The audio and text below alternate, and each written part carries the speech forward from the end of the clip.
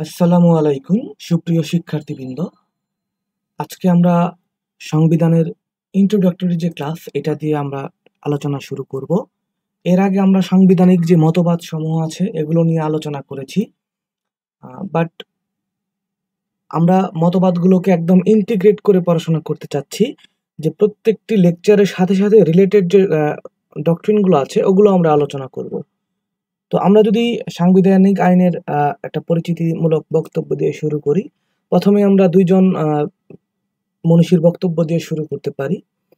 Nelson Mandela যিনি আছেন উনি বলেছিলেন যে constitution is not merely a legal document, it is a charter for the transformation of society. তার মানে সংবিধান শুধু একটি কাগজ নয়, সমাজ পরিবর্তন আনার ক্ষেত্রে এটি একটি দলিল হিসেবে কাজ করে। তো শুধুমাত্র যদি আইনের একটি বই হিসেবে আমরা সংবিধানকে ট্রিট করি, তো এটা কিন্তু আমরা যে আমাদের সমাজের উন্নতির পথে চালিকা শক্তি হিসেবে কিন্তু আমরা এটাকে ইউজ করতে পারবো না। তো সংবিধান সম্পর্কে আমার সবচেয়ে ফেভারিট যে কোটেশনগুলো আছে তার মধ্যে সবচেয়ে ফেভারিট কোটেশন হচ্ছে ডক্টর বি.আর. আম্বেদকর যিনি আছেন উনি ভারতের সংবিধান যে ড্রাফটিং কমিটি আছে ওই কমিটির প্রণয়নের ক্ষেত্রে ড্রাফটিং কমিটির সভাপতি ছিলেন। তো উনি বলেছিলেন যে একটি সংবিধান আসলে যত ভালোই হোক না কেন, যারা এটাকে চালাবেন তারা যদি খারাপ হন তাহলে এটা খারাপ হয়ে যাবে। আবার সংবিধান যতই খারাপ হন না কেন, যারা চালাবেন তারা যদি ভালো হন তাহলে এটা ভালো একটা ফল দিতে পারে। তার মানে হচ্ছে যে সংবিধানের যে ফল এটা আসলে নির্ভর করে যে এটা যারা প্রয়োগ করবে তারা কতটুকু সৎ কিংবা তারা কতটুকু দক্ষ, এটার উপর ডিপেন্ড করবে। তো আমরা যে একটা সংবিধানকে একদম সহজেই খারাপ বা ভালো বলে দিব এটা বলা সম্ভব না। যেমন এর আগেও আমি একটা ক্লাসে বলেছিলাম যে ইউএস এর কনস্টিটিউশন যদি বাংলাদেশে নিয়ে আসি, এটার মানে এটা না যে আমরা ইউএসএ হয়ে যাব। কিংবা দুনিয়ার সবচেয়ে ভালো কনস্টিটিউশন গুলোও যদি আমরা নিয়ে আসি, যেমন সাউথ আফ্রিকার কনস্টিটিউশনও যদি আমাদের দেশে নিয়ে আসি, এটা যে ভালো ফল দিবে এটার কিন্তু নিরাপত্তা আমরা দিতে পারি না। কারণ এটা কিভাবে প্রয়োগ করব এটার উপরে আসলে এটার সফলতা যেটা আছে এটা নির্ভর করবে।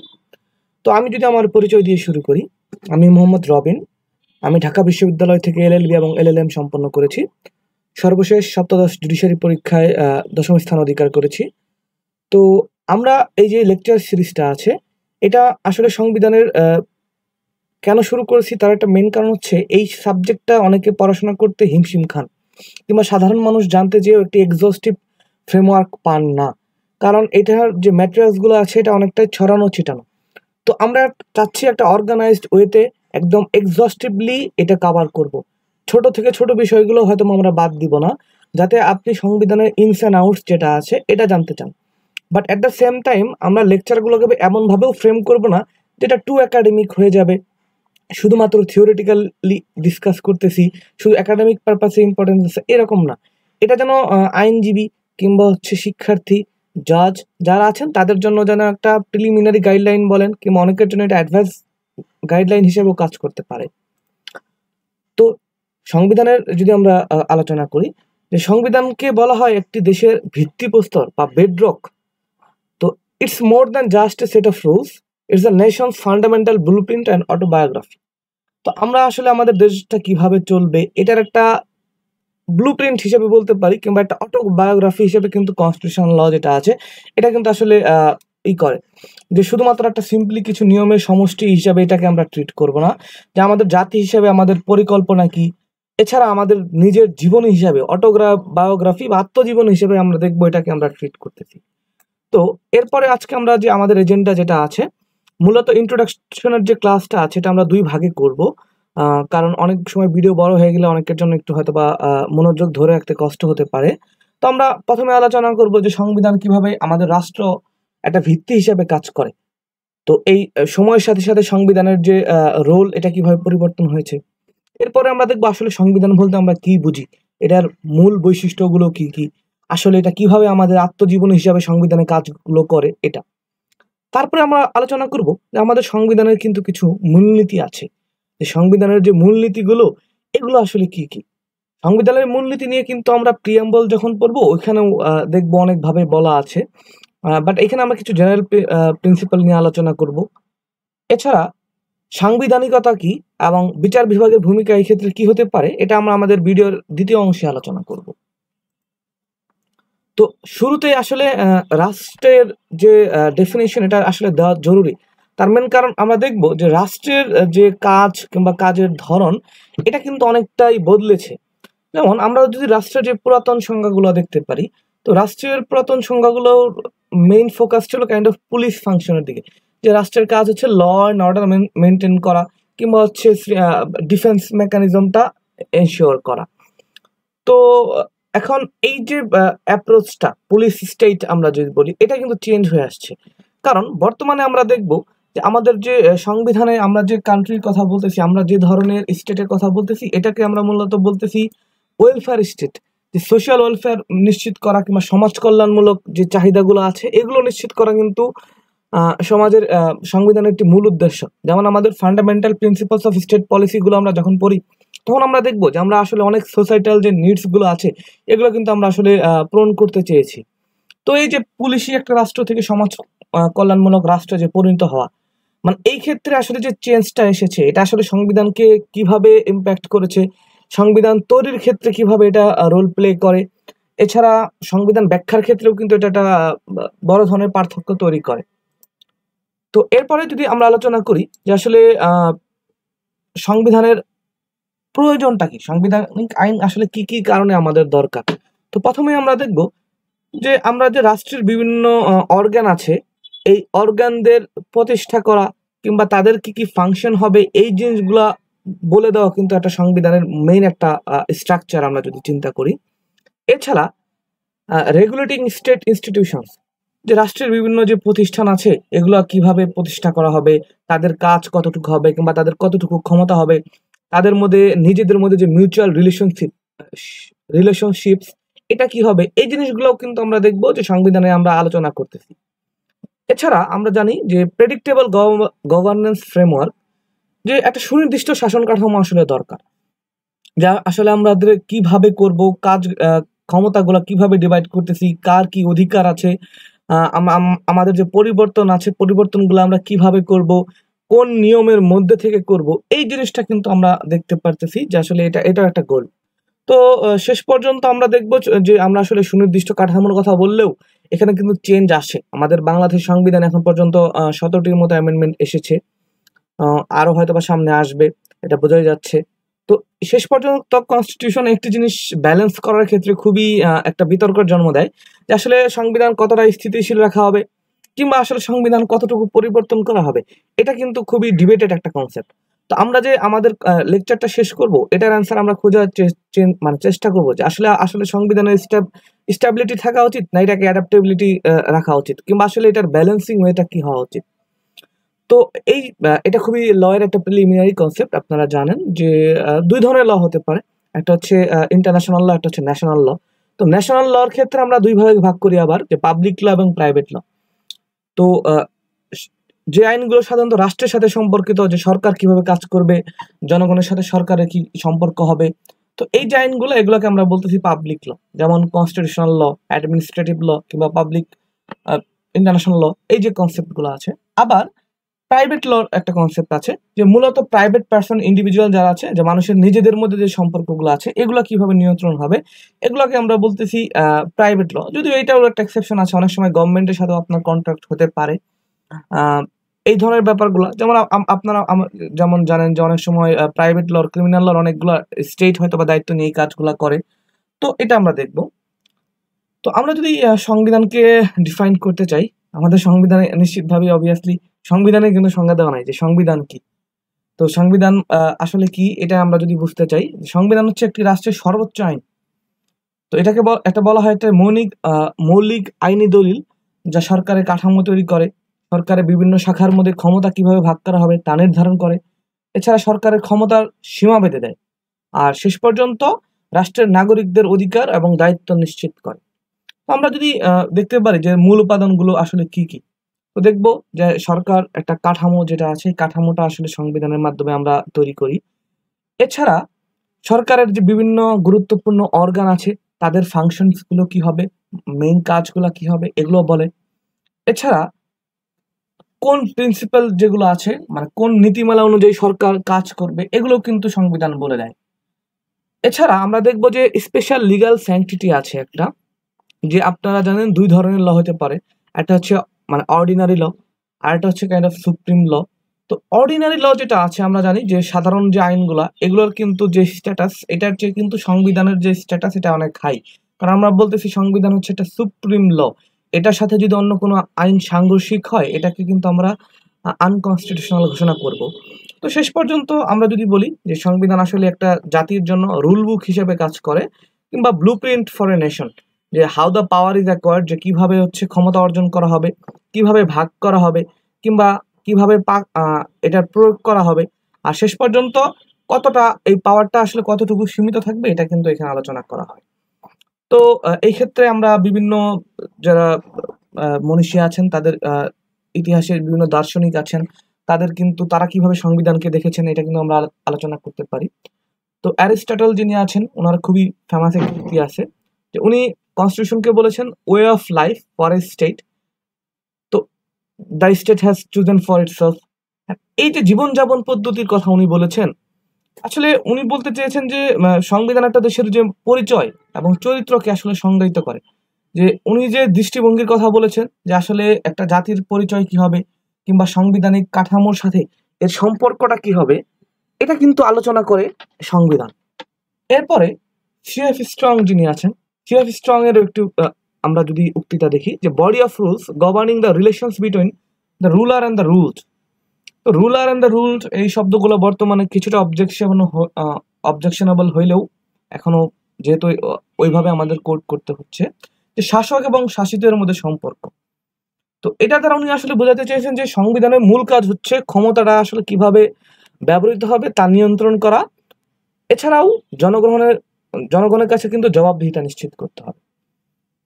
সর্বশেষ কুলি যিনি আছেন ওনার মতে যে সংবিধানের যে একটা ডেফিনেশন আছে, that body of rules and magazines in accordance with which the powers of sovereignty are habitual exercise.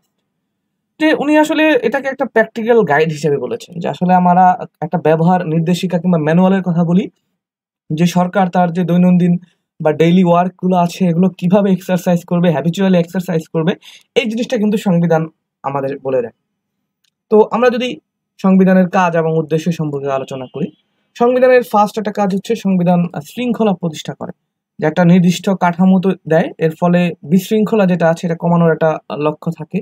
এছাড়া আরবিট্রারি রুল যেটা আছে যে সরকার যেন স্বেচ্ছাচারী না হয়ে যায় এটাও কিন্তু বন্ধ করার ট্রাই করে। আরেকটা জিনিস হচ্ছে ক্ষমতাকে বৈধতা দেওয়া, যে আসলে জাস্ট সিম্পলি একজন ক্ষমতা আছে এক্সারসাইজ করবে ব্যাপারটা এরকম না। একটা আসলে কিভাবে ক্ষমতা অর্জন করলে এটা ভ্যালিড হবে, যে নির্বাচনের মাধ্যমে আপনি ক্ষমতাটা অর্জন করলেন, আবার ক্ষমতা অর্জন করছে মানে আপনি আপনার মন খুশি মতো ইউজ করবেন এটাও এরকম না, আপনি কিভাবে তা ব্যবহার করবেন এটাও কিন্তু খুবই গুরুত্বপূর্ণ, ইকুয়ালি ইম্পর্টেন্ট একটা অ্যাসপেক্ট। তো শেষ পর্যন্ত গভর্নমেন্ট যে পাওয়ারটা এক্সারসাইজ করে এইভাবে কিন্তু এটা একটা লেজিটামাইজ করে আর কি, যে তার কাজের একটা বৈধতা তৈরি করে। তো আরেকটা জিনিস আছে যে ক্ষমতার সীমিত করে, লিমিটিং দ্য পাওয়ার। তো এই ক্ষেত্রেও যেটা হয় যে সরকারের উপর সংবিধান কিন্তু একটা লিমিট তৈরি করে, যে না সরকার চাইলেই তার ইচ্ছা মতো কাজ করতে পারে না, মানুষের যে ব্যক্তি স্বাধীনতা আছে এটা কিন্তু তার অবশ্যই রক্ষা করতে হবে। তো প্রোটেক্টিং রাইটস বর্তমান যুগের সংবিধানের সবচেয়ে গুরুত্বপূর্ণ আসপেক্ট ধরতে গেলে অধিকার রক্ষা করাই, যে নাগরিকদের অধিকার রক্ষা না করলে ওটাকে আসলে সংবিধান বলা যায় না। তো এটা আসলে দুই ধরনের অধিকার হতে পারে, ইন্ডিভিজুয়াল এবং কালেকটিভ রাইটস, দুই ধরনের অধিকারই আমরা বলবো। তো এটা আসলে একটা সেফগার্ড কিংবা বর্ম হিসাবে আসলে মানুষের জন্য কাজ করে। তো এটা অ্যাটলিস্ট একটু ইনশিওর করে যে আসলে রাষ্ট্রের সকলে আছে যে সবাই একটা ন্যায্য একটা আচরণ রাষ্ট্রের কাছ থেকে একটা ফেয়ার ট্রিটমেন্ট পাবে। এরপরে আমরা দেখব যে প্রোভাইডিং ফর চেঞ্জ, আমরা এটা নিয়ে কিছুটা আলোচনা করেছি যে আসলে সংবিধান স্ট্যাটিক হওয়ার সুযোগ নাই, সংবিধানের অ্যামেন্ডমেন্ট প্রসিডিওরটা আছে। তো এটা adaptation to evolving societal needs, যে পরিবর্তনের সুযোগ থাকতে হবে, সংবিধান যুগের সাথে নিজেকে যেন মানিয়ে নিতে পারে এই জিনিসটা কিন্তু আমাদের ইনশিওর করতে হবে। শেষ পর্যন্ত আমরা সংবিধানকে বলতে পারি এটা আসলে আমাদের যে মূল্যবোধ আছে, আমাদের বোধের কিন্তু প্রতিফলনও দেখতে পাই আমরা সংবিধানে, যে আমরা আসলে আমাদের মৌলিক নীতিগুলা কি, যেমন আমাদের প্রিয়াম্বলে কিংবা আমরা আর্টিকেল 8 সহ অন্যান্য সকল জায়গায় আমরা দেখতে পারি, কিংবা সম্পূর্ণ সংবিধান জুড়েই প্রত্যেকটা প্রভিশনই কিন্তু আমাদের মূল্যবোধকে রিফ্লেক্ট করে, যে আসলে আমরা কোন গোল নিয়ে আগাতে চাচ্ছি, আমাদের গোলটা কি, আমরা কোন দিকে যাব, কি ধরনের রাষ্ট্র আমরা প্রতিষ্ঠা করতে চাচ্ছি এটা কিন্তু আলোচনা করে এখানে। তো এরপরে আপনারা জানেন এটা যারা জুডিশিয়াল সার্ভিস এর পরীক্ষার্থী তারা জানেন যে এই প্রশ্নটা একবার বিজেপি আসছিল, যে কনস্টিটিউশন একটা নেশনের অটোবায়োগ্রাফি বা আত্মজীবনী হিসাবে আসলে এটা ফাংশন করে। তো আমরা দেখব যে আসলে এটা কিভাবে রাষ্ট্রের অতীত, বর্তমান কিংবা ভবিষ্যৎ যে ব্যাপারগুলো আছে এগুলো সবগুলো আসলে ডিল করে। তো সংবিধানকে আসলে আমরা বলি একটা জীবন্ত দলিল, যে আসলে পাস্ট, প্রেজেন্ট কিংবা ফিউচার সবই কিন্তু এটা ডিল করবে, আর সময়ের সাথে সাথে এটা পরিবর্তিত হবে। তো এটা আসলে আমাদের হিস্ট্রিক্যাল রেকর্ড হিসেবে একটা ফাংশন করে, ঐতিহাসিক রেকর্ড হিসাবে। এছাড়া আমরা দেখব যে আমাদের জাতির যে পরিচয়, এই জাতির পরিচয়টাও কিন্তু আমরা সংবিধানের মাধ্যমে তুলে ধরতে চেয়েছি। তো এটা নিয়ে অনেক ডিবেট আছে যে আমাদের জাতিগতভাবে আসলে পরিচয়টা কি হবে, ন্যাশনাল আইডেন্টিটিটা কি হবে। এছাড়া গাইড ফর কালেকটিভ অ্যাসপাইরেশন, যে আমাদের সমাজের আমাদের সম্মিলিত আশা আকাঙ্ক্ষার যা আছে এটার প্রতিফলন কিন্তু হিসেবে একটা গাইড হিসেবে, পথ প্রদর্শক হিসেবে কিন্তু এটা কাজ করে। তো এই শেষ পর্যন্ত আমরা যদি আসলে আলোচনা করি, বিভিন্ন কারণ বলা যায়, এখানে আপনারা দেখতেছেন, এটা আপনারা নোট করে নিতে পারেন, যে reflects historical struggles and achievements, collective narratives and legal foundations, establishes fundamental rights and safeguards, shapes nation's future and ongoing development. তো অতীতের প্রতিফলন নিয়ে যদি আমরা আলোচনা করি, আমরা দেখব যে আমাদের ঐতিহাসিক সংগ্রামের কথা কিন্তু আমরা আমাদের সংবিধানে বলেছি, আমরা কি কি অর্জন করেছি, অতীতে যদি আমাদের কোনো ভুল থাকে এটাকে আমরা কিভাবে কারেক্ট করতে নিয়ে চেয়েছি। যেমন এটার সাথে একটা রিলেটিভ কনস্টিটিউশন একটা টপিক আছে, এটা ইন ফিউচার আমরা আরো ডিটেল আলোচনা করব। এটাকে বলা হয় অ্যাভার্সিভ কনস্টিটিউশনালিজম।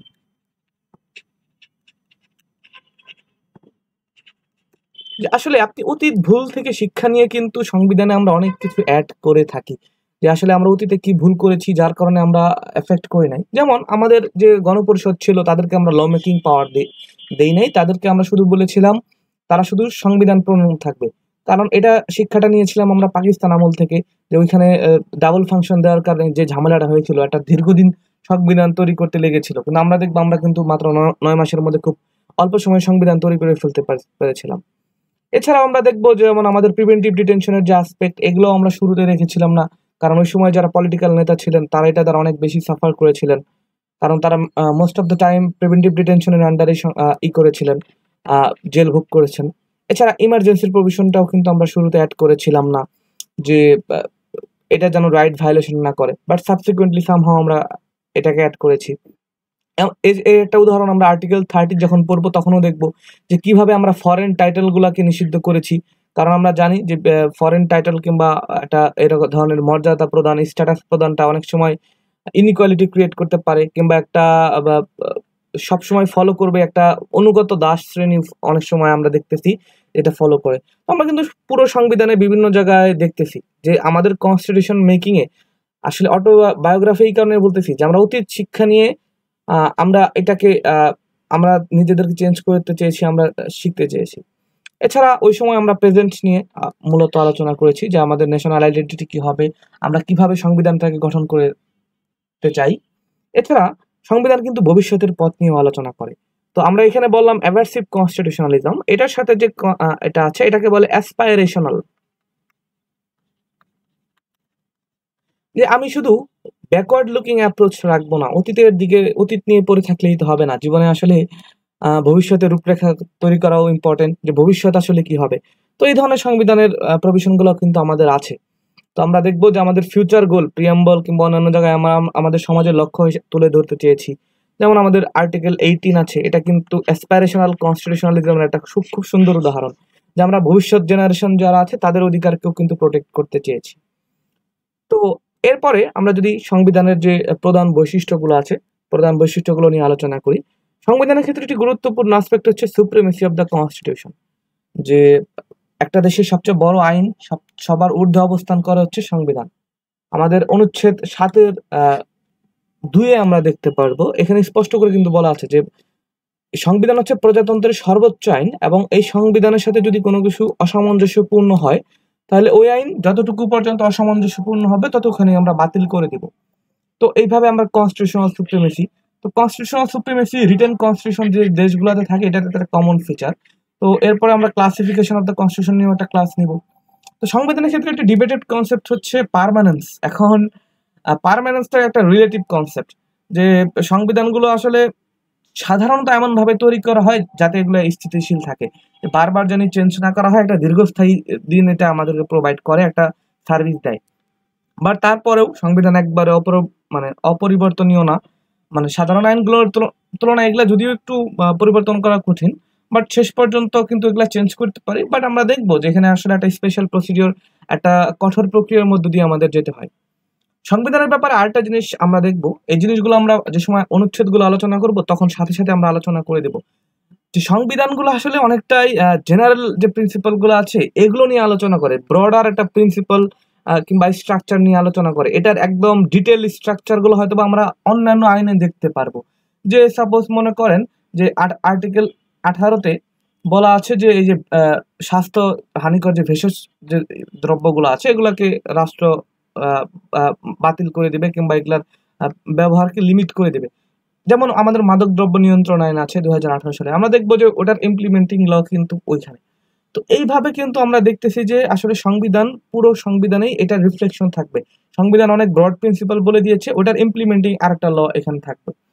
তো এটার জন্য আমরা একটা দেখতে পারি যে বিস্তারিত বিষয়গুলো আমরা একটা সাধারণ আইনের উপর ছেড়ে দিচ্ছি, বাট ওগুলোও কিন্তু সংবিধানকে ফলো করেই তৈরি করতে হবে। এছাড়া সংবিধান আরেকটা বৈশিষ্ট্য আমরা আলোচনা করেছি, প্রোটেকশন অফ রাইটস। যে বর্তমান সংবিধান আসলে মৌলিক যে মানবাধিকার কিংবা নাগরিক যে অধিকারগুলো আছে এগুলোকে স্পষ্টভাবে উল্লেখ করে এবং সেগুলোকে রক্ষা করার জন্য যে মেকানিজম এটা কিন্তু এখানে প্রোভাইড করে। তো এটা নাগরিকদের জন্য একটা ঢাল হিসেবে কাজ করে যে তার যে রাইট গুলো আছে এগুলো যেন সে বঞ্চিত না হয়।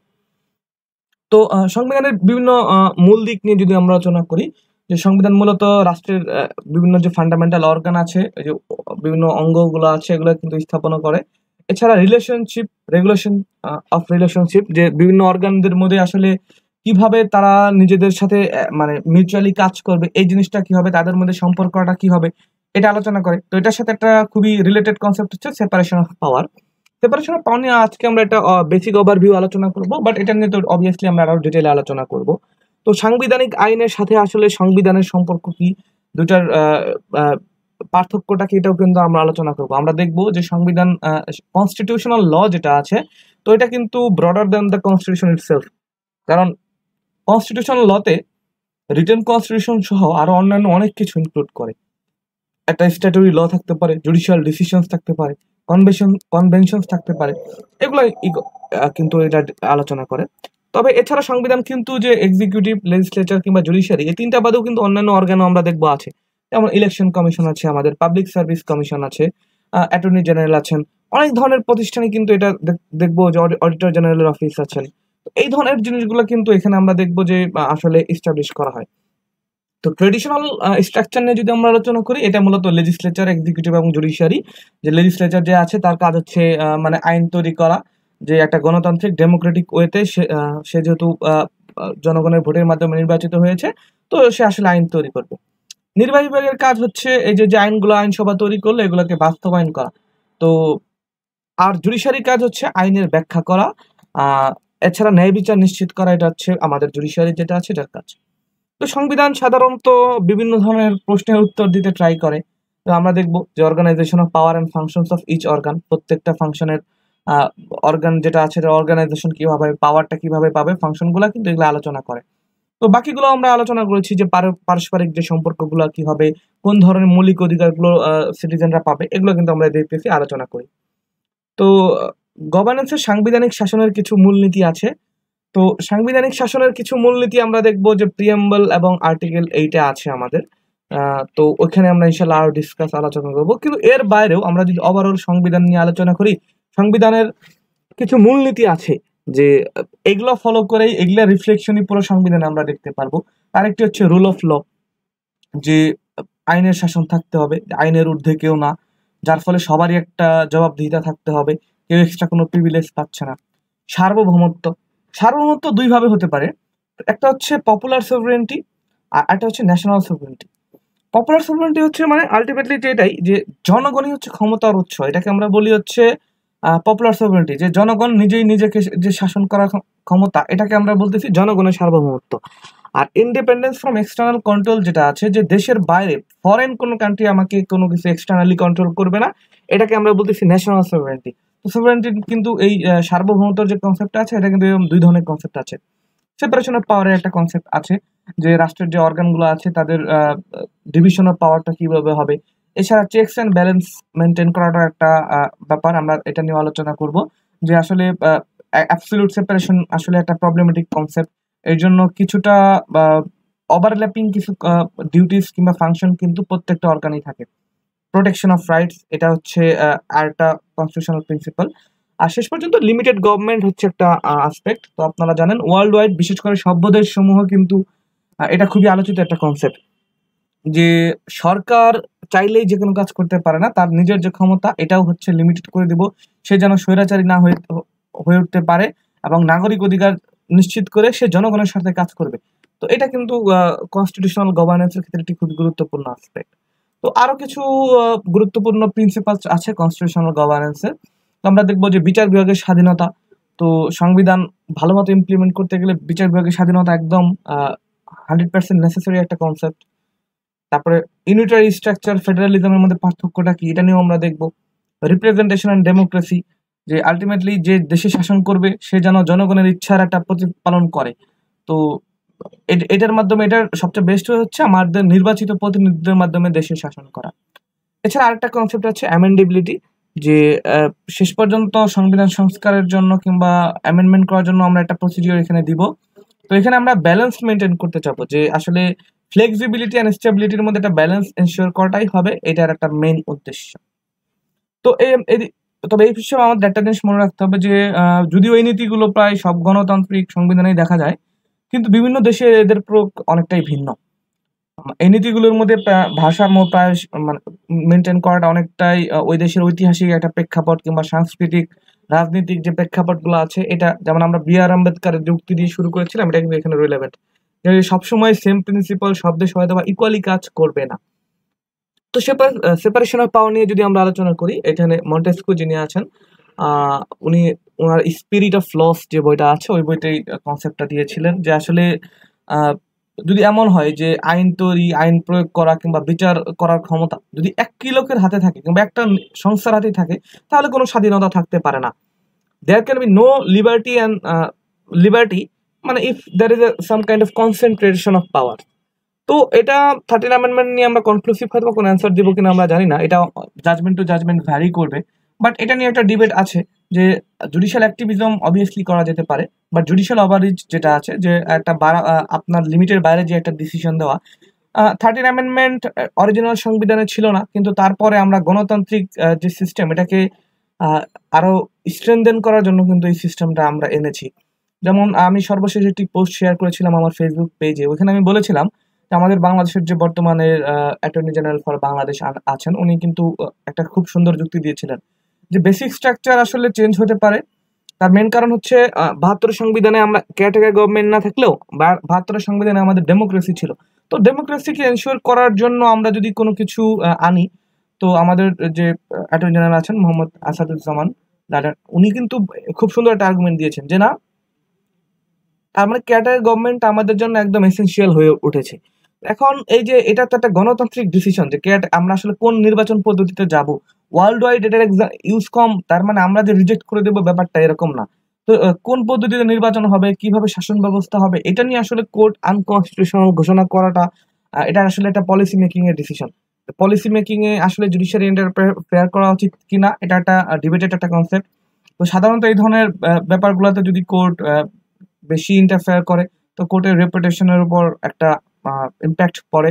এছাড়া জনগণের আস্থার কমে যেতে পারে জুডিশিয়ারির উপর। তো ফেডারেল ভার্সেস ইউনিটারি কনস্টিটিউশন, তো বিভিন্ন দেশে দেখবো যে একটা ফেডারেল ভার্সেস ইউনিটারি সিস্টেম আছে। বাংলাদেশে আমরা ইউনিটারি কনস্টিটিউশন সিস্টেমে ফলো করি। তো ইউনিটারি কনস্টিটিউশন সিস্টেম এটাকে আনোয়ার হোসেন চৌধুরী ভার্সেস বাংলাদেশ কেসে কিন্তু এটাকে বেসিক স্ট্রাকচার বলা হয়েছে। আমাদের সংবিধানে ইউনিটারি যে সিস্টেম এটা হচ্ছে একটা বেসিক স্ট্রাকচার। তো ফেডারেল কনস্টিটিউশনের উদাহরণ আমরা বিভিন্ন দেশে দেখতে পারি, যেমন ইন্ডিয়াতে। তো এই দেশে যেটা হয় যে কেন্দ্রীয় যে সরকারগুলো থাকে তাদের একটা পুরো দেশের উপর তাদের একটা কন্ট্রোল থাকে, আর আঞ্চলিক যে সরকারগুলো আছে তারা তাদের যে স্পেসিফিক যে অঞ্চলগুলো আছে এগুলোর সাথে হচ্ছে কন্ট্রোল করে।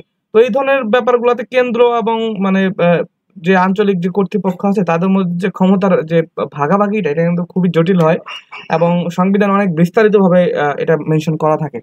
এই জন্য আমরা দেখবো যে ইন্ডিয়ার যে সংবিধানটা আছে এটা কিন্তু ওয়ার্ল্ডের লেন্দিয়েস্ট একটা কনস্টিটিউশন, সবচেয়ে দীর্ঘ সংবিধান, কারণ তাদের এই ব্যালেন্সটা মেনটেন করতে হয়েছে যে আসলে কেন্দ্রের সাথে অঞ্চলের যে রাজ্যগুলোর আসলে সম্পর্ক কিভাবে হবে, কার কোন পাওয়ারটা থাকবে, ল মেকিং পাওয়ারটা আছে, এটা কিন্তু খুব ঝামেলা হয়ে যায়। আর ইউনিটারি যে এটা আছে এখানে একদম কেন্দ্রীভূত একটা ব্যবস্থা থাকে, যে কেন্দ্রীয় সরকারই মেইনলি তার মেইন পাওয়ারটা থাকে, সে চাইলে ডেলিগেট করতে পারে। সেন্ট্রাল গভর্নমেন্ট চাইলে ওই আলটিমেটলি অন্যান্য যে অর্গানগুলো আছে, লোকাল গভর্নমেন্ট আছে, তার কাছে চাইলে ক্ষমতা অর্পণ করতে পারে। এটার প্রসিডিওরটা কিছুটা সিম্পলিফাইড হয়, একটু মোর ইজিয়ার। তো বাংলাদেশ, তারপরে মূলত বাংলাদেশ এটা হচ্ছে ব্রিটেন থেকে এই জিনিসটা বড় করেছে, আমরা দেখব। আচ্ছা, এরপরে হচ্ছে ফান্ডামেন্টাল রাইটস। তো সংবিধানের ক্ষেত্রে ফান্ডামেন্টাল রাইটস সংরক্ষণ আমরা বলতেছি যে আরো গুরুত্বপূর্ণ একটা আসপেক্ট, যে ফান্ডামেন্টাল যে মৌলিক মানবাধিকার যেগুলো আছে সংবিধান মূলত ওগুলোকে রেকগনাইজ করে। তো এর মাধ্যমে আমরা দেখতেছি বিভিন্ন ধরনের রাইট দেখবো, যে আমাদের সংবিধানে কমপক্ষে 18টি একদম এনামারেটেড রাইটস সংবিধানে বলা আছে। এটা আছে। আর এই যে ফান্ডামেন্টাল রাইটস গুলো, এগুলোর গার্ডিয়ান হিসেবে আমরা যদি বলি, জুডিশিয়ারি হচ্ছে এই অধিকারের অভিভাবক হিসেবে কাজ করে।